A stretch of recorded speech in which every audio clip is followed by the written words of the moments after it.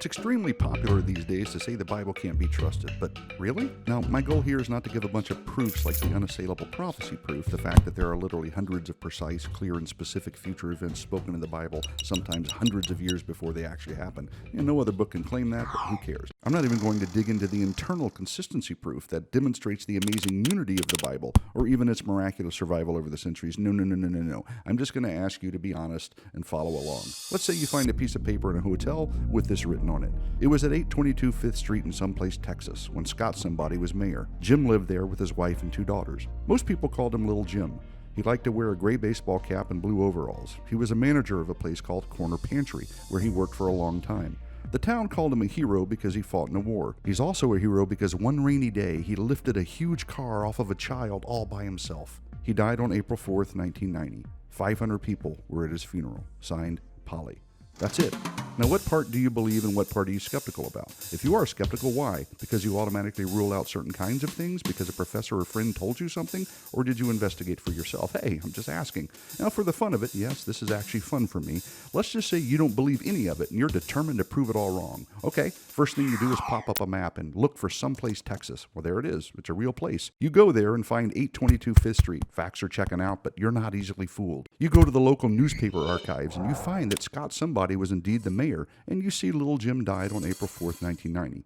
The article also mentions his service in the Army and that around 500 people were at Little Jim's funeral. But wait a second. You notice the word manager is misspelled on that piece of paper, and 2 words were misread. Trickery, you shout. This writer has concocted a story to fool us and somehow got all these things to line up with their foolhardy fabrication. You don't have a motive or a reason, but come on. You're not going to let this deplorable, downright dubious dummy deceive a determined decoder destined to demystify delirious drivel, so you focus on the car lifting scenario. If you can disprove that, you assume for some arbitrary reason the whole story is a lie. So you locate an old storage place that one of Little Jim's daughters rents. You find a drawing of a man lifting a car off a girl, a license plate, and another piece of paper that says, "Thank you, Dad, for saving my sister's life. I saw a miracle that day." You ponder for a moment, then consider the best explanation. Well, I think you get where I'm going. The Bible is much like Polly's letter, citing names, places, and events which can be investigated. So happens over 25,000 archaeological finds have confirmed people, places, and events in the Bible. Not one has ever refuted it.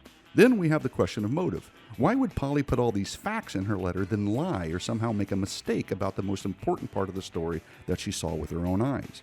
Even more, how is it that the writers of the Bible get all the common things right, but somehow get the uncommon things wrong, especially the New Testament writers whose lives were on the line? I mean, would you put your life on the line and testify to something you were unsure about or knew was a lie? No way, not a chance. No, these writers, like honest historical writers, other ancient biographers, or dutiful journalists today, recorded what they witnessed, what they heard from eyewitnesses, what they investigated, and what was passed down to them from trustworthy people. They weren't tricked, fooled, mistaken, or making stuff up. Just listen. Now the rest of the acts of Jeroboam, how he warred and how he reigned, behold, they are written in the book of the Chronicles of the kings of Israel.